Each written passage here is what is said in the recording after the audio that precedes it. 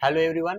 आज हम सब मद्य निषेध, कक्षपाल और चलन दस्ता का जो एग्ज़ाम होने वाला है जून में, उसको ध्यान में रखते हुए आज से हम सब सेट नंबर 1 स्टार्ट करने जा रहे हैं। तो इसमें क्या है कि थोड़ा आपको पेशेंस रखना पड़ेगा और कंटिन्यू आपको लेक्चर देखना पड़ेगा, तब जाके आपको जो है कंसेप्ट क्लियर होगा। पहला सेट से ऐसा नहीं कि आपका सारा क्लियर कॉन्सेप्ट हो जाएगा, लेकिन हाँ, ये उम्मीद रखिए, विश्वास कीजिए कि आपका जो है जैसे जैसे आगे हम सेट बताते जाएंगे, वैसे वैसे आपका कंसेप्ट जो है बेटर होते जाएगा। तो इसलिए एक बात ध्यान में रखना है कि पेशेंस और कंटिन्यूटी बना के रखना। देखिए, सबसे पहले यहाँ देखा जाए तो क्वेश्चन नंबर 1 से लेकर 8-9 तक टोटल क्वेश्चन जो है हिस्ट्री से है। उसके बाद और भी सब्जेक्ट, जितना भी सब्जेक्ट आपका मन निषेध में पूछा जाएगा, उसको ध्यान में रखते हुए दो दो चार चार क्वेश्चन इसमें इंक्लूड करके टोटल 100 क्वेश्चन बनाया गया है। सबसे पहला क्वेश्चन देख रहे हैं कि निम्नलिखित कथनों पर विचार कीजिए। भारत में मनुष्य संबंधी सबसे पहला प्रमाण सिंधु घाटी में मिला है। ये पहला स्टेटमेंट है। उसके बाद दूसरा स्टेटमेंट देख रहे हैं कि आदि ऐतिहासिक काल का तात्पर्य उस कालखंड से है जब मनुष्य को लिखने पढ़ने का ज्ञान नहीं था। तो यहाँ पे दो स्टेटमेंट दिया हुआ है और ये क्वेश्चन देख रहे हैं कि क्या है, हिस्ट्री का है। तो यहाँ पर अगर जो आपको पहले से इसका ज्ञान होगा, नॉलेज होगा, तब तो ये क्वेश्चन आप समझ जाएंगे। लेकिन अगर जो आप इस क्वेश्चन से परिचित नहीं है, कभी भी ऐसा क्वेश्चन आप नहीं देखें, स्टार्टिंग से ही आप क्या है, अभी पढ़ ही रहे हैं हिस्ट्री को, तो थोड़ा क्या है, पेशेंस रखना पड़ेगा। जो पहले पढ़ चुका है उसको तो ये क्वेश्चन समझ में आ जाएगा, लेकिन जो कभी भी हिस्ट्री नहीं पढ़ा है तो उसको क्या है, पेशेंस रखना पड़ेगा। हम धीरे धीरे आपका जो भी कंसेप्ट जानने का इच्छा रहेगा वो सारा चीज़ हम बताएंगे, लेकिन धीरे धीरे जैसे जैसे सेट आगे बढ़ेंगे वैसे वैसे आपका कंसेप्ट क्या है, क्लियर होते जाएगा। चलिए, सबसे पहला क्वेश्चन तो पढ़ लिए। अब इसमें क्या है कि उपरोक्त में से कौन सा या से कथन सही है। लिखा हुआ है सबसे पहले केवल 1, बी में लिखा हुआ है केवल 2, और सी में लिखा हुआ है 1 और 2 दोनों, और डी में दिया हुआ है ना तो 1 ना ही 2। यानी दो कथन दिया हुआ है, दोनों के बारे में बताना है कि ये दोनों में कौन सा कथन सही है। पहला कथन सही है या दूसरा कथन, या दोनों सही है, या दोनों में से कोई भी कथन सही नहीं है। पहला क्वेश्चन हिस्ट्री का, दूसरा भी हिस्ट्री का, तीसरा भी हिस्ट्री का। उसके बाद आगे देख रहे हैं, चौथा भी आपका हिस्ट्री से, पांचवा क्वेश्चन ये भी हिस्ट्री से, छठा क्वेश्चन ये भी हिस्ट्री से, सातवां क्वेश्चन ये भी हिस्ट्री से है, सातवां के बाद आठवां क्वेश्चन आपका जो ये भी हिस्ट्री से है। उसके बाद 9th का जो क्वेश्चन है आपका क्या है, बुक और राइटर से है। तो ऐसा करते हैं, थोड़ा सा पहले क्या करते हैं, क्वेश्चन से हट के हिस्ट्री के बारे में थोड़ा सा हम बताते हैं, जो आपको ये सब क्वेश्चन को समझने में क्या है, हेल्प करेगा। चलिए, इस पेज पे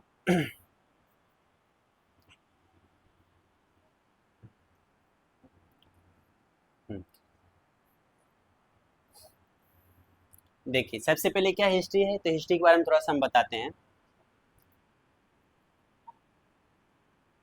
हिस्ट्री, इसका हिंदी क्या होता है, इतिहास। तो आपको इतिहास में क्या क्या पढ़ना है, एक भारतीय इतिहास और एक आपको पढ़ना है विश्व इतिहास। यानी कि इसको कैटेगराइज किया जाए तो यहाँ पे दो इतिहास के बारे में पढ़ना है हमको, एक इंडियन हिस्ट्री और एक वर्ल्ड हिस्ट्री। इंडियन हिस्ट्री में आएंगे तो इसको भी क्या है, फर्दर कैटेगराइज किया गया है। सबसे पहला जो है आपका प्रागैतिहासिक काल, प्रागैतिहासिक काल का इतिहास पढ़ना है। फिर दूसरा आदि ऐतिहासिक काल का इतिहास पढ़ना है। उसके बाद तीसरा जो है ऐतिहासिक काल का इतिहास पढ़ना है। फिर इसमें क्या है आपका जो है प्राग ऐतिहासिक काल, इसमें क्या पढ़ना है हमको, तो इसमें पढ़ना है पाषाण काल। पाषाण काल, इसमें जो आपको है पढ़ना है क्या, सिंधु घाटी सभ्यता, और दूसरा में आपको पढ़ना है वैदिक सभ्यता, वैदिक सभ्यता। उसके बाद आपका जो ऐतिहासिक काल में, इसमें भी क्या है, इसको फर्दर कैटेगराइज किया गया है। पहला है प्राचीन काल का इतिहास, दूसरा मध्यकालीन इतिहास, और तीसरा आपका हो जाएगा आधुनिक काल का इतिहास। अब यहाँ पे आपको कंफ्यूजन क्या आ रहा होगा कि प्राग ऐतिहासिक काल किसको बोला जाता है और आद ऐतिहासिक काल किसको बोला जाता है और ऐतिहासिक काल किसको बोला जाता है। प्राग ऐतिहासिक काल बोला जाता है किसको, प्राग ऐतिहासिक काल को समझना है तो ये जो मानव का जो प्रीवियस स्टेट था, पहला जो चरण था मानव का, जो जंगल में रहा करता था और जहां तहां घूम फिर के, है ना, कच्चा मांस को खाकर अपना क्या जिंदगी को बिताता था। तो ये सब जो काल आपका आता है ये पाषाण काल आता है। पाषाण का मतलब होता है पत्थर, क्योंकि उस समय पत्थर का उपयोग से जानवर को मारता था और उसको क्या है अपना खाना बनाकर अपना जीवन यापन करता था, इसलिए इसको क्या बोला गया, पाषाण काल। इस काल में जो मानव है पढ़ा लिखा नहीं था, तो ये ध्यान रखना है कि प्राग ऐतिहासिक काल उस काल को बोला जाता है जिसमें मानव के पास क्या है, पढ़ने लिखने का कुछ भी नॉलेज नहीं था, ज्ञान नहीं था। आदि ऐतिहासिक काल किसको बोलेंगे, तो इतिहास का वह काल जिसमें पढ़ा लिखा व्यक्ति था, लेकिन उसका जो पढ़ा लिखा हुआ चीज है वो अभी तक कोई भी पढ़ नहीं सका। अगर जो पढ़ सका तो वो कौन लिख कर गया है उसके बारे में जानकारी प्राप्त नहीं। यानी कि मुख्य रूप से कहें तो आदि ऐतिहासिक काल में क्या है कि इसमें पढ़ा लिखा व्यक्ति था, लेकिन उसका लिखा हुआ चीज हम सब समझ नहीं पा रहे हैं। अगर जो कोई चीज लिखा हुआ भी है तो वो कौन लिखा है इसके बारे में क्या है, अच्छे से जानकारी प्राप्त नहीं है। जैसे कि आपका सिंधु घाटी सभ्यता, तो इसमें जो लोग रह रहे थे वो पढ़े लिखे थे, लेकिन जो पढ़ाए लिखे व्यक्ति जो लिखे थे उस चीज को हम सब क्या है अच्छे से पढ़ नहीं पाए हैं अभी तक। दूसरा देख रहे हैं कि वैदिक सभ्यता, तो वैदिक सभ्यता में क्या है, बहुत सारा वेद आपको जो है मतलब कि लिखा हुआ है, लेकिन इसको कौन लिखा है इसके बारे में जानकारी क्लियर नहीं पता है। तो इस दोनों को कहाँ रखेंगे, हम सब रखेंगे आदि ऐतिहासिक काल में।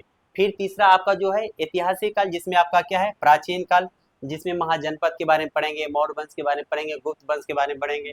फिर आपका आ जाता है क्या चीज, मध्यकालीन इतिहास, उसके बाद आपका आ जाता है आधुनिक इतिहास। तो ये इतिहास के बारे में क्या है थोड़ा सा हम अभी इंट्रोडक्शन दिए। अब चलते हैं प्रीवियस का जो क्वेश्चन है उसको देखते हैं, वहां से क्या है थोड़ा जानकारी हमको प्राप्त होगा। देखिए सबसे पहला क्वेश्चन क्या है कि बोला जा रहा है कि भारत में मनुष्य संबंधी सबसे पहला प्रमाण सिंधु घाटी में मिला। अब देखिए यहाँ सिंधु घाटी जैसे लिखा हुआ वैसे थोड़ा समझ में आ गया होगा कि सिंधु घाटी क्या है, आदि ऐतिहासिक काल का क्या है, इतिहास है ना। जिस समय क्या है व्यक्ति पढ़ा लिखा था, लेकिन उसका जो साहित्यिक प्रमाण है उस सभी को अभी तक क्या है पढ़ा लिखा नहीं जा सका। यानी कि कोई भी पढ़कर बता नहीं सकता है कि सिंधु घाटी सभ्यता में जो लोग थे वो क्या लिखे थे क्या पढ़ते थे, उसके बारे में कोई बता नहीं सकता है। तो ये सिंधु घाटी के बारे में समझ में आ गया थोड़ा सा। आदि ऐतिहासिक काल, यहाँ पर दूसरा जो स्टेटमेंट है आदि ऐतिहासिक काल जो है इसके बारे में भी क्या है अब थोड़ा पता चल गया होगा कि इस काल में व्यक्ति क्या है पढ़ा लिखा था, पढ़ने लिखने का ज्ञान था, और ऊपर क्या है सिंधु घाटी। तो अगर यहाँ से आपको जानकारी है कि पहला प्रमाण कहाँ से मिला है, मनुष्य का या मानव संबंधी प्रमाण कहाँ से मिला है, तो ठीक है। अगर जो नहीं पता है तो इसको आपको ध्यान रखना है कि मनुष्य संबंधी सबसे पहला प्रमाण जो मिला है ये सिंधु से नहीं मिला है, बल्कि कहाँ से मिला है, मध्य प्रदेश के हथनौरा जिला के नर्मदा घाटी से क्या है वो चीज मिला है, जो पाषाण काल का क्या है आपका स्थल है। नव पाषाण काल में जाएंगे तो उसमें क्या है नव पाषाण काल होता है, पूरा पाषाण काल होता है, मध्य पाषाण काल होता है। तो उन सभी काल में क्या है आपको पढ़ना क्या चीज, नर्मदा घाटी जो मध्य प्रदेश के हथनौरा जिला में पड़ता है। तो वहां से मनुष्य संबंधी पहला प्रमाण मिला था, और वो प्रमाण में क्या मिला था, तो मानव का जो है खोपड़ी मिला था। तो पहला स्टेटमेंट अगर जो देखा जाए तो क्या हो जाएगा, गलत हो जाएगा। क्यों गलत होगा, क्योंकि यहाँ सिंधु घाटी लिखा हुआ है और मिला है कहाँ से, मध्य प्रदेश से, कहाँ, हथनौरा जिला के नर्मदा घाटी से, जो कहा कब का है, तो प्राग ऐतिहासिक काल का क्या है स्थल है। तो पहला स्टेटमेंट क्या हो गया, गलत। दूसरा मानते हैं आदि ऐतिहासिक काल का तात्पर्य उस कालखंड से जब मनुष्य को लिखने पढ़ने का कोई ज्ञान नहीं था। तो अभी हम सब पढ़ें क्या, बताएं आपको कि आदि ऐतिहासिक काल में लोग को पढ़ने लिखने का ज्ञान था, लेकिन यहाँ पर क्या लिखा हुआ है कि कोई ज्ञान नहीं था, यानी कि दूसरा स्टेटमेंट भी क्या हो गया, गलत हो गया। तो ये पहला और दूसरा गलत, तो इसका सही ऑप्शन क्या हो जाएगा, डी हो जाएगा। अब देखिए इतिहास के बारे में यहाँ थोड़ा सा आपको हम बताएं फिर इस प्रकार का क्वेश्चन जब दूसरे सेट में आएगा या इसी सेट में आएगा, तो फिर वहां से क्या है पीछे वाला चीज रिवाइज करके फिर आगे उसको क्या करेंगे ऐड करते हम जाएंगे। इसलिए पेशेंस रखना है, एक सेट से आपको सारा कंसेप्ट क्लियर नहीं होगा। चलिए दूसरा जो आपका क्वेश्चन है, दूसरा क्वेश्चन, भारत में चावल के प्राचीनतम साक्ष्य कहाँ से प्राप्त हुआ था? पहला ऑप्शन है मेहरगढ़, दूसरा है कोल्डीवा, तीसरा है पलवरम और चौथा है बुरझोम। तो ये चारों स्थल के बारे में अगर जो मालूम है तो ठीक है, नहीं तो फिर आपको क्या है ध्यान रखना कि मेहरगढ़ हो गया, कोल्डीवा हो गया, पलवरम हो गया, ये बुरझोम हो गया, ये सब जो स्थल है ये पाषाण काल का, पाषाण काल को भी अगर जो डिवाइड किया जाए तो 3 पार्ट में डिवाइड करेंगे, तो ये जो सारा जो ऑप्शन में दिया हुआ है ये चारों क्या नव पाषाण काल का क्या है स्थल है। अब ये स्थल कहाँ पड़ता है उसके बारे में थोड़ा सा जान जाते हैं, फिर क्वेश्चन जो कर रहा है उसका क्या करेंगे हम सब आंसर जानेंगे। तो पहला क्या है मेहरगढ़, तो मेहरगढ़ कहाँ पड़ता है? तो मेहरगढ़ पाकिस्तान के बलूचिस्तान प्रांत का क्या है एक ये स्थल है मेहरगढ़। यहाँ का ये कहाँ पड़ेगा? बलूचिस्तान है ना, ये कहाँ पड़ता है? तो ये पाकिस्तान में पड़ता है। दूसरा क्या है कोल्डीवा, कोल्डीवा कहाँ पड़ता है? तो ये यूपी में पड़ता है यानी कि उत्तर प्रदेश। तीसरा क्या है पलवरम, पलवरम कहाँ पड़ता है? तो ये तमिलनाडु का एक क्या है स्थल है, तमिलनाडु, तमिलनाडु। और चौथा क्या है बुरझोम, बुरझोम कहाँ का स्थल है? तो ये आपका कश्मीर का स्थल है, कश्मीर का क्या है स्थल है। कॉपी और पेन लेकर रखना है, जो भी चीज हम बताएंगे अच्छे से एक बार वीडियो को पहले देख लेना है, उसके बाद वीडियो को फिर क्या करना है दोबारा जब देखना है तो उस समय क्या करना है सारा जितना भी चीज पढ़ा रहे हैं उसको क्या करना है नोट करते जाना है और कंटिन्यू इसको क्या करना है आगे बढ़ाना है, ताकि पीछे का चीज याद रहेगा तब फिर आगे का जो चीज रहेगा उसको कनेक्ट करके समझाने में हमको क्या है थोड़ा आसानी होगा। इसलिए जो भी पहला सेट में बताएंगे सारा क्या है आपका कॉपी में नोट रहना चाहिए और कोशिश कीजिए इसको बार बार रिवाइज करने का, ताकि अगला सेट में आपको क्या है थोड़ा परेशानी कम होगा और आगे बेटर नॉलेज होगा पीछे का कनेक्ट करके। तो यहाँ पर क्वेश्चन पर अब आते हैं कि भारत में चावल की प्राचीनतम साक्ष्य कहाँ से प्राप्त हुआ? तो पहला मेहरगढ़ है, दूसरा कोल्डीवा है। तो ये ध्यान रखना कि कोल्डीवा जो यूपी में पड़ता है वहाँ का क्या है ये स्थल है और वहीं पर क्या है आपका ये चावल का क्या है प्रमाण मिला था, है ना। चावल की जगह पर क्या है कहीं पर आपको धान भी दिया रहेगा तो कंफ्यूजन नहीं करना है ना, धान से क्या है चावल बनाया जाता है। तो धान का रहे या चावल का रहे तो उसको क्या करना है ध्यान रखना है। कोल्डीवा, कोल्डीवा कहाँ पड़ता है? उत्तर प्रदेश में। बुरझोम कहाँ पड़ता है? कश्मीर में। यहाँ से अगर जो आपको ध्यान रखना है तो कश्मीर से क्या है गर्ता आवास का क्या है साक्ष्य मिला था। किसका मिला था? गर्ता बास का। गर्तावास मतलब समझ रहे हैं? गर्त मतलब होता है गड्ढा, यानी कि गड्ढा खोद कर लोग क्या है वहां रहते थे। तो पूछेगा कोई कि गर्तावास का साक्ष्य कहाँ से मिला है तो बोलना है बुरझुम। बुरझुम कहाँ पड़ता है? कश्मीर में पड़ता है। अगला क्या है मेहरगढ़, है ना। तो मेहरगढ़ आपका कहाँ पड़ता है? बलूचिस्तान पाकिस्तान का एक क्या है प्रांत है। तो यहाँ पे क्या चीज का मिला था? तो यहाँ गेहूं और जौ का प्रमाण मिला था, है ना। तो यहाँ पे ध्यान रखना है गेहूं है ना, ब्रैकेट में क्या है कहीं कहीं जौ भी मिलेगा। तो गेहूं और जौ का पूछेगा सबसे पहले प्राचीनतम है ना साक्ष्य कहाँ मिला था, तो आपको ध्यान रखना है मेहरगढ़। मेहरगढ़ कहाँ पड़ता है? बलूचिस्तान। बलूचिस्तान कहाँ पड़ता है? तो पाकिस्तान में। क्लियर। अगला क्या है पलवरम। पलवरम कहाँ पड़ता है? तमिलनाडु में। अब यहाँ से कोई पूछेगा कि यहाँ से क्या चीज का साक्ष्य मिला था, तो यहाँ से मिला था हैंड एक्स का। हैंड एक्स मतलब होता है हस्त कुल्हार, है ना। तो इसको क्या करते हैं हम यहाँ लिख देते हैं hand axe, HAND and AXC, है ना। हैंड का मतलब हो गया हाथ या हस्त और एक्स मतलब हो गया कुल्हार, यानी कि हस्त कुल्हार का प्रमाण मिला था। ये भले ही एक क्वेश्चन है लेकिन इसमें आपको क्या है चारों का हम क्या किए हैं डिस्कशन किए। ये अगर आप अच्छे से लिखते हैं कॉपी में तो आगे आने वाला सेट में क्या है ये सब चीज फिर रिपीट होगा तो ये सब चीज क्या हो जाएगा याद हो जाएगा, है ना। तो चारों को क्या करना है अच्छे से एनालिसिस करके क्या करना है इसको बार बार रिवाइज करते रहना है। चलिए नेक्स्ट क्वेश्चन। नेक्स्ट क्वेश्चन में क्या है? नेक्स्ट क्वेश्चन आपका है रिक्त स्थान की पूर्ति विकल्प में दिए गए उचित शब्द के आधार पर कीजिए, है ना। यहाँ पे फिल इन द ब्लैंक है, यहाँ फिल इन द ब्लैंक है और यहाँ पे पूछ रहा है कि ये 4 जो ऑप्शन दिया हुआ है उसमें कौन सा ऑप्शन जो है इसमें सटीक होगा। क्वेश्चन पढ़ते हैं। क्वेश्चन क्या है? कि सिंधु सभ्यता की खोज सन 1921 ईस्वी में, है ना, फिल इन द ब्लैंक ने की थी। यानी कि सिंधु सभ्यता का जो खोज किया गया था 1921 में किसके द्वारा किया गया था उसके बारे में बताना है। पहला है राय बहादुर दयाराम साहनी, दूसरा है सर जॉन मार्शल, तीसरा है मार्टिमर व्हीलर और चौथा है राखलदास बनर्जी। अब देखिए यहाँ सिंधु घाटी सभ्यता आया हुआ है। सबसे पहले आपको जो हम बताए थे, पहला क्वेश्चन स्टार्ट करने से पहले ही बताए थे कि इतिहास को 3 भाग में बांटा गया है। किसमें? प्राग ऐतिहासिक काल, दूसरा आदि ऐतिहासिक काल और तीसरा ऐतिहासिक काल। प्राग ऐतिहासिक काल में पाषाण काल को पढ़ना है, फिर पाषाण काल को भी बांटा गया है।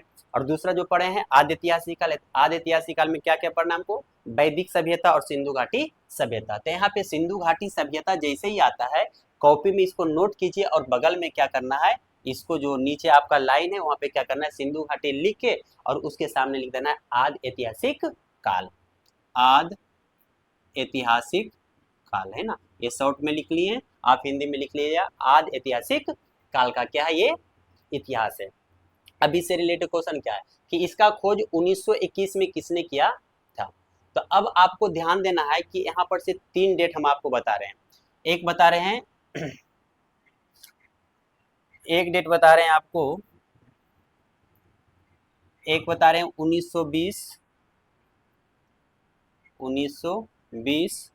रेड पेन ले लेते हैं, 1920, दूसरा 1921 और एक 1922। ये अच्छे से समझ लीजिए, उसके बाद फिर वो जो क्वेश्चन है आपको, है ना, समझ में आ जाएगा।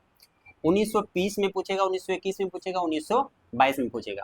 तो 1920 में एक अंग्रेज के द्वारा क्या किया है, सर जॉन मार्शल के द्वारा क्या है, उसका खोज किया गया था। सबसे पहले वही वहां पर गए थे और देखे थे कि नहीं यहाँ पर क्या है, कोई सभ्यता है।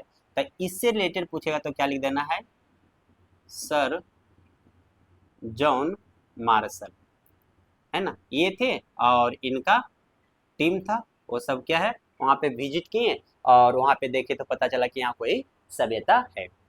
सेकेंड है 1921। 1921 में ध्यान रखना है कि 1921 में आपका जो है दया राम साहनी के द्वारा, है ना, इसका खोज किया गया था या तो फिर इसका उत्खनन किया गया था। किसके द्वारा? तो दयाराम साहनी के द्वारा किसका खोज किया गया था या तो फिर उत्खनन किया गया था। तो याद रखना है हड़प्पा सभ्यता को। हड़प्पा सभ्यता को सिंधु सभ्यता भी बोला जाता है, दोनों में कंफ्यूज नहीं करना है। सिंधु सभ्यता या तो फिर हड़प्पा सभ्यता दोनों क्या है, सेम चीज है। तो दयाराम साहनी के द्वारा क्या है, किसका?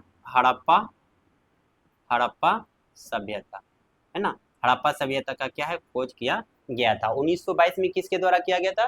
तो 1922 में किया गया था राखलदास बनर्जी के द्वारा, है ना, शॉर्ट में लिख देते हैं राखलदास बनर्जी के द्वारा। किसका? तो ये यहाँ पे ध्यान रखना है, ये भी सिंधु घाटी सभ्यता का स्थल है और वो जगह का जो नाम था वो था मोहनजोदड़ो।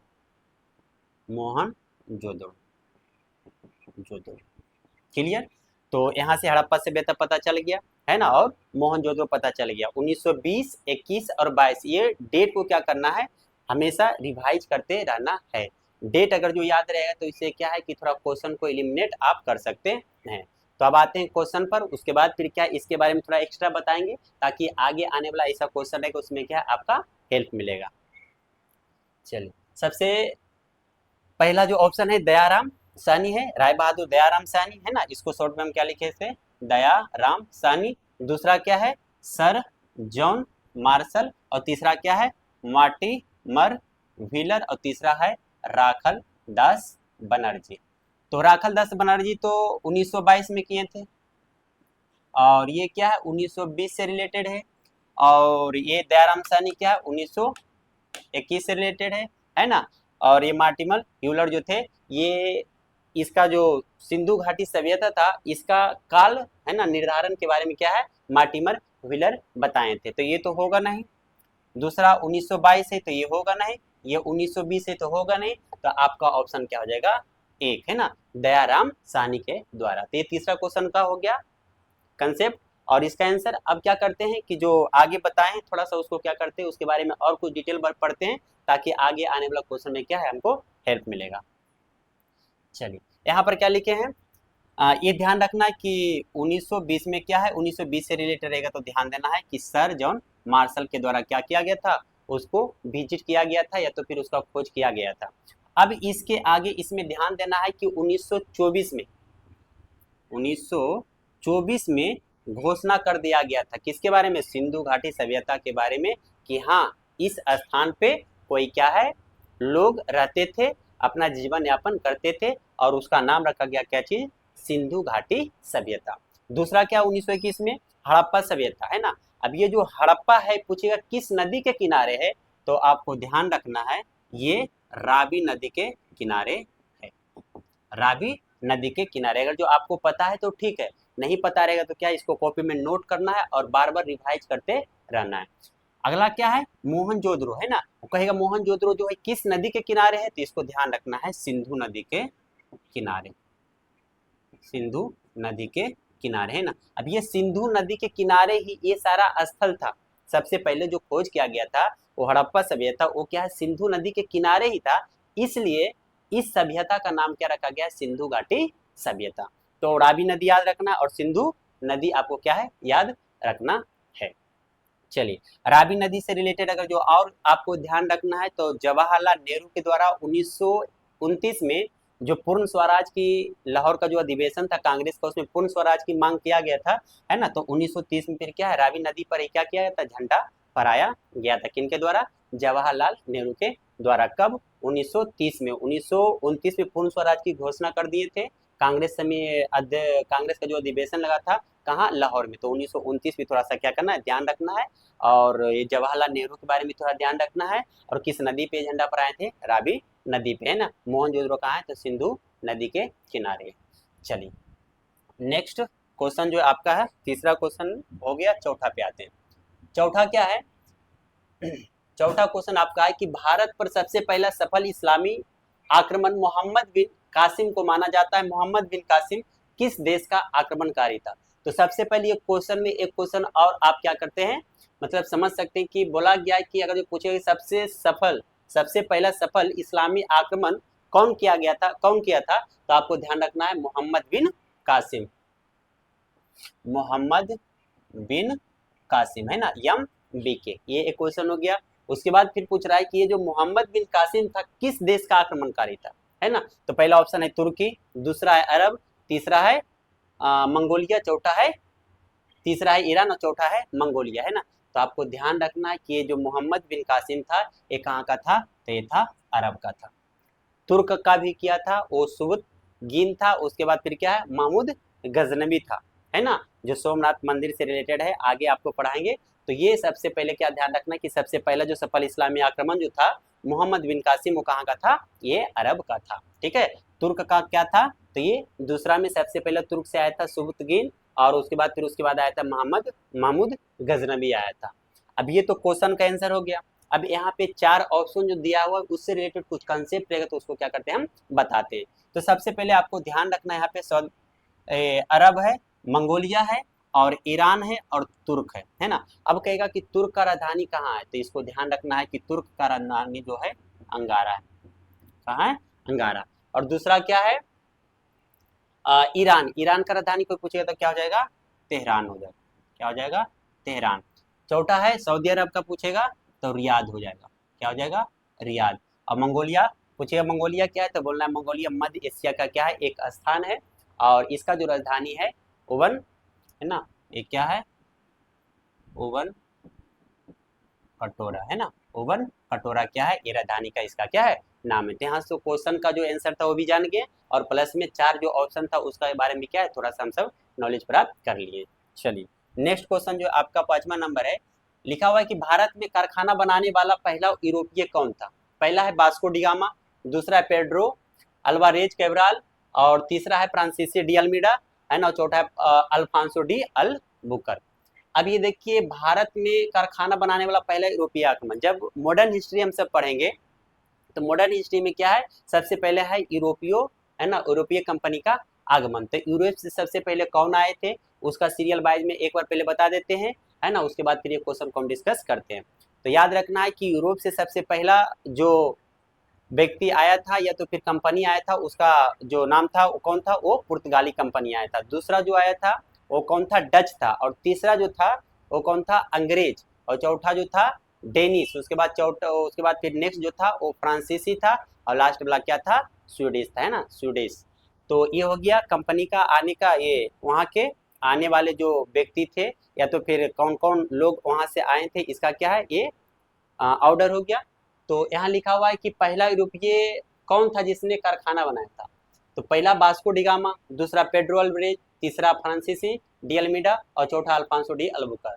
तो इसका जो आंसर होगा कौन होगा, ये बी नंबर में होगा। ये बी नंबर का जो है पेड्रो अल्वारेज कैब्राल। ये चीज क्या करना है, ध्यान में रखना है।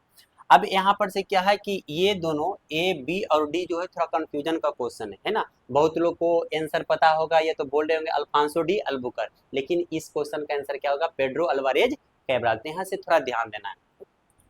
ये जो है पेड्रो अल्वारेज कैब्राल जो है, ये ध्यान रखना, ये सबसे पहला व्यक्ति जो था, ये 1500 में क्या है, तो ये पुर्तगाल का ये सारा जितना भी रहने वाला है, ये बास्को डिगामा हो गया, ये अल्वारेज कैब्राल हो गया, अल्फांसो डी अल्बुकर हो गया, है ना, ये तो फ्रांसिस डी अल्मेडा, ये सारा का सारा जो व्यक्ति था ये यूरोप का ही रहने वाला था। लेकिन सबसे पहले जो है पेड्रो अल्वारेज ने क्या किया था, 1500 में पहला कंपनी क्या किया था, बनाया था, है ना। तो इसका आंसर क्या हो जाएगा, ये हो जाएगा। लेकिन ये कंपनी जो है ज्यादा दिन रहा नहीं, 2-3 महीना के बाद क्या है, वो नष्ट हो गया। यानी कि हम बोल सकते हैं कि इसके द्वारा जो कंपनी बनाया गया था वो क्या है, अस्थाई नहीं था। वो क्या है, 1-2 महीना के बाद क्या है, वो नष्ट हो गया, यानी कि उसको तोड़ फोड़ दिया गया, उसको बर्बाद कर दिया गया। फिर ये जो पेड्रो अल्वारेज कैब्रल था ये चला गया। उसके बाद फिर आपका पुर्तगाल का मतलब वाइसराय बनकर आता है कौन, अल्फांसो डी अल्बुकर। और यही व्यक्ति जो था सबसे पहले 1503 में क्या किया था, ये अपना कंपनी स्थापित किया था। तो ये जो कंपनी था ना, ये था अस्थाई। तो सबसे पहले पूछेगा तो आपका हो जाएगा अल्वारेज कैब्राल। अगर जो इसी में पूछ देगा कि अस्थाई कौन बनाया था, तो याद रखना अल्फांसो डी अल्बुकर। ये क्वेश्चन का आंसर क्या हो गया, बी नंबर हो गया। नहीं, ये नहीं होगा, ये नहीं होगा और ये नहीं होगा। अब बास्को डिगामा से रिलेटेड क्या करते हैं, थोड़ा सा कंसेप्ट पढ़ते हैं। फ्रांसिस डी अल्मीडा के बारे में थोड़ा सा पढ़ लेंगे। पेड्रो अल्वारेज कैब्राल के बारे में तो जान ही गए। अल्फांसो डी अल्बुकर के बारे में क्या करते हैं, थोड़ा सा जान जाते हैं। सबसे पहले क्या है, Vasco da Gama. Next page पे क्या करते हैं, बताते हैं। चलिए, सबसे पहला क्या था, Vasco da Gama. Vasco da Gama से क्या है, 3 डेट याद रखना है। एक 1498, एक 1502 और एक 1524। ये 3 डेट को ध्यान रखना है। बास्को डी गामा कभी भी आएगा, क्वेश्चन कभी भी पढ़ेंगे, है ना, कभी भी रीडिंग कर रहे हैं, बास्को डी गामा आएगा तो वहाँ पे 3 डेट आपको क्या करना है, ध्यान रखना है। 1498, 1502, 1524। ये 3 डेट क्यों, क्योंकि सबसे पहले जो है बास्को डी गामा कब आया था, 1498 में, है ना, आपका सबसे पहले आया था। उसके बाद दूसरा बार फिर चला गया था, मसाला लेकर यहाँ से गया, मसाला को बेचा, तो फिर क्या है, इसको 60 गुना क्या है, मुनाफा हुआ। फिर पूरा प्रचार प्रसार हो गया। उसके बाद फिर धीरे धीरे क्या है, कंपनी पुर्तगाल का आने लगा। फिर अगल बगल के जो और भी लोग थे उनको पता चला, तो फिर क्या है, वैसे वैसे क्या है, और भी लोग यहाँ आने लगे। जिससे सबसे पहले पुर्तगाली आया, फिर दूसरा में डच आया, फिर तीसरा में आपका अंग्रेज आता है, फिर चौथा में आपका कौन आता है, चौथा में आएगा आपका फ्रांसीसी आएगा। फिर धीरे धीरे क्या है, और भी कंपनी आया। तो 1502 में रखना ध्यान कि ये सेकेंड बार में आया था, और तीसरा आपको 1524 था, है ना। तो 1524 में क्या, ये तीसरी बार क्या है, आपका ये वास्को डी गामा भारत आया था। दूसरा क्या था, तो वास्को डी गामा के बारे में पढ़ लिए, पेड्रो अल्वारेज कैब्राल के बारे में पढ़ लिए। उसके बाद फिर क्या है, फ्रांसिस डी अल्मीडा। ये फ्रांसिस डी अल्मीडा कौन था, तो ये सबसे पहला वाइसराय था। पुर्तगाल का पूछेगा कि सबसे पहला वाइसराय बनकर कौन आया था, तो याद रखना फ्रांसिस डी अल्मीडा, है ना। यही ब्लू वाटर पॉलिसी लगाया था। नेक्स्ट आपको हम बताएंगे। अभी क्या करते हैं, थोड़ा थोड़ा जानकारी लेना है ना, एक ही बार बोलेंगे तो सारा क्या है आपको दिमाग में बैठेगा नहीं। धीरे धीरे क्या करेंगे, हम आगे और भी कंसेप्ट बताने का कोशिश करेंगे। उसके बाद फिर क्या है, फ्रांसिस डी अल्मीडा, ये जो था ये दूसरा वाइसराय बनकर आया था। कहाँ का, ये पुर्तगाल का। तो आपको पूछेगा कि सबसे पहला वाइसराय कौन बनकर आया था, तो फ्रांसिस डी अल्मीडा। और दूसरा पूछेगा तो क्या हो जाएगा, अल्फांसो डी अल्बुकर। अब वास्तविक संस्थापक मतलब पुर्तगाल का इंडिया में वास्तविक संस्थापक अगर जो पूछा जाएगा तो आपको ध्यान देना है कौन है, अल्फांसो डी अल्बुकर्क। पहला वायसराय ये बनकर आया था, लेकिन इसको वास्तविक संस्थापक नहीं माना जाता है। पहला, उसके बाद दूसरा जो आया हुआ था कौन, अल्फांसो डी अल्बुकर्क, इसको क्या है, इसको वास्तविक संस्थापक माना जाता है। किसका, पुर्तगाल का। कहाँ, इंडिया में। एक चीज और ध्यान रखना है कि सबसे पहले वो यूरोप से पुर्तगाल सबसे पहले भारत आया था और सबसे लास्ट में गया था। 1498 में आया, उसके बाद फिर क्या, सबसे लास्ट 1961 में गया था, है ना, गोवा पे राज किया था। चलो नेक्स्ट क्वेश्चन जो है आपका, नेक्स्ट क्वेश्चन है कि डच फैक्ट्री की स्थापना का कालक्रम। अब देखो यहाँ पे डच लिखा हुआ, तो डच लिखा होता है यहाँ पर से क्या है, आपको कंफ्यूजन थोड़ा कम होगा, है ना। डच, तो डच पता चल जाएगा कि अच्छा ये डच क्या है, तो ये लोग आए थे यूरोप से, है ना, यूरोप के रहने वाले डच जो है। तो डच आया था कौन, दूसरा नंबर में, पहला पुर्तगाल, दूसरा कौन आया था, डच। अब डच भी आए थे यहाँ पर क्या, अपना कंपनी बनाया, कंपनी बनाया था, एक कंपनी ने बनाया है ना, बहुत कंपनी बनाया, तो उन सभी का क्या है, नाम लिखा हुआ है कि उस जगह पे, है ना, कंपनी बनाया और कब बनाया इसका काल क्रम दिया हुआ है, और उसको क्या करना है, मैच करना। और यहाँ पर क्या है, ऑप्शन आपका ये दिया हुआ। सबसे पहले क्या है, मसूलीपट्टनम, दूसरा है सूरत, तीसरा है कराईकल, और चौथा जो है कोचीन। तो यहाँ पर देखा जाए कि मसूलीपट्टनम ये कब बना था, तो मसूलीपट्टनम का ध्यान रखना, ये 1605 में ही बना था। सूरत में जो कंपनी बना था वो कब बना था, 1616 में बना था। और तीसरा जो है कराईकल, ये भी जो है सही 1645 में, और कोचीन जो है ये ध्यान रखना 1663 में बना था। यानी कि यहाँ पर क्या है, सामने जो भी मैचिंग है वो क्या है, बिल्कुल सही है। तो देख लेते हैं ए बी सी डी कौन सा ऑप्शन है, तो ये सी ऑप्शन जो है आपका ए बी सी डी है ना, ए बी सही, बी सी और यहाँ डी। अब यहाँ पर मसूलीपट्टनम पूछेगा कि कहाँ पड़ता है, ये तो क्वेश्चन कैंसर हो गया। थोड़ा सा क्या करते हैं, एक्स्ट्रा इसके बारे में हम समझते हैं। कहेगा मसूलीपट्टनम कहाँ पड़ता है, तो ध्यान रखना ये आंध्र प्रदेश में पड़ता है, ये आंध्र प्रदेश में। दूसरा सूरत कहाँ पड़ता है, तो ये गुजरात में पड़ता है ना। तीसरा क्या है, कराईकल कहाँ पड़ता है, तो कराईकल ध्यान रखना ये तमिलनाडु में पड़ता है। और कोचीन कहाँ पड़ता है, तो कोचीन कहाँ पड़ता है, केरल में पड़ता है। तो ये ऑप्शन जो 4 था, है ना, 4 के बारे में क्या किए, थोड़ा एक्स्ट्रा हम सब क्या किए, जान गए। ये सबको कॉपी पे नोट करना है, बार बार रिवाइज करना। चलिए नेक्स्ट क्वेश्चन जो है उसको देखते हैं। नेक्स्ट क्वेश्चन आपका है 7वां नंबर का, 1759 की हुगली की लड़ाई में किस यूरोपीय शक्ति की हार हुई थी। अब देखिए ये जो युद्ध हुआ था या तो फिर लड़ाई हुआ था, है ना, तो हुआ क्या था कि सबसे पहले पुर्तगाल आया, उसके बाद फिर डच आया, फिर अंग्रेज आया। तो ये सब जैसे जैसे आने लगे यहाँ, तो क्या है, एक दूसरे में मुठभेड़ होने लगा, है ना। तो इन सभी के बीच में क्या है, कुछ युद्ध हुआ था। तो उन सभी युद्ध में क्या है, एक 1759 की हुगली का युद्ध, इसको बेदरा का भी युद्ध बोला जाता है ना, या तो चेनसुरा का भी क्या है युद्ध, इसको बोला जाता है चेनसुरा का युद्ध। तो 1759 में जो हुगली में जो लड़ाई हुआ था, है ना, किस यूरोपीय शक्ति के भी हार हुआ था। तो पहले ये युद्ध किसके बीच हुआ था वो जान जाते हैं। तो 1759 में, है ना, जो युद्ध हुआ था या तो फिर जो लड़ाई हुआ था किसके बीच में हुआ था, तो ये डच और अंग्रेज के बीच में क्या है हुआ था, जिसमें क्या है अंग्रेज का जीत होता है और डच का क्या होता है, हार होता है ना। तो पूछ रहा है कि यूरोपीय शक्ति की हार हुई तो किसका होगा, तो हो जाएगा डच का। क्लियर। पुर्तगाल आपको पता है कि सबसे पहला कंपनी आया था पुर्तगाली कंपनी, है ना। उसके बाद फिर क्या है आपका दूसरा है फ्रांसीसी, आपका पहले कौन आया था, पुर्तगाली, दूसरा में फिर आया था कौन, डच आया था, और तीसरा में अंग्रेज, उसमें चौथा में क्या आया था, तो चौथा में आपका आया था ये फ्रांसीसी आया था, फिर धीरे धीरे क्या स्वीडिश वगैरह भी आया था। तो आपका ये हो गया फ्रांसीसी के बारे में पता चल गया, ये डेंस हो गया, ये हो गया तुम्हारा डच। तो यहाँ पर जो है इसका सटीक आंसर क्या हो जाएगा, सी नंबर होगा डच। चलिए नेक्स्ट क्वेश्चन जो आपका है 8वां नंबर का क्वेश्चन, भारत में सहायक गठबंधन का जनक किसे माना जाता है। तो इसका जो आंसर होगा, भारत में सहायक गठबंधन का जनक किसे माना जाता है, तो इसका सटीक ऑप्शन जो हो जाएगा, पहला है लॉर्ड वेलेस्ली, है ना, दूसरा जो है वारेन हेस्टिंग, तीसरा है लॉर्ड कॉर्नवालिस, और चौथा जो है फ्रांसिस डुप्ले। तो इसका आंसर हो जाएगा कौन सा, डी हो जाएगा फ्रांसिस डुप्ले। अब यहाँ पर देखिए Lord Wellesley, Warren Hasting, Lord Cornwallis, ये सब जो था ये गवर्नर जनरल बनकर आता था, कहाँ से, इंग्लैंड से आता था भारत। तो लॉर्ड वेलेस्ली और फ्रांसिस डुप्ले, बहुत लोगों को पता होगा कि इसका आंसर ये होगा, लेकिन ये ध्यान देना है कि अगर जो पूछेगा कि भारत में सहायक गठबंधन का जनक किसे माना जाता है, तो फ्रांसिस डुप्ले का, क्योंकि यही सबसे पहले क्या है ये स्टार्ट किया था। और दूसरा जो है, लेकिन मुख्य रूप से लागू कौन किया था, व्यवस्थापिक रूप से लागू कौन किया था, तो लॉर्ड वेलेस्ली होगा। लेकिन सबसे पहले पूछेगा या तो सहायक गठबंधन का जनक किसे पूछेगा तो बताना है फ्रांसिस डुप्ले। लेकिन मुख्य रूप से है ना, व्यवस्थापिक रूप से कौन लागू किया था, तो लॉर्ड वेलेस्ली ने किया था। वारेन हेस्टिंग के बारे में पता होगा कि सबसे पहले क्या है, बंगाल का गवर्नर भी था और गवर्नर जनरल भी कौन था, वारेन हेस्टिंग था। चलिए नेक्स्ट क्वेश्चन आपका क्या है, 9 नंबर। इसमें लिखा हुआ है कि निम्नलिखित पुस्तकों और उसके पुस्तकों और लेखकों का क्या करें, मिलान करें।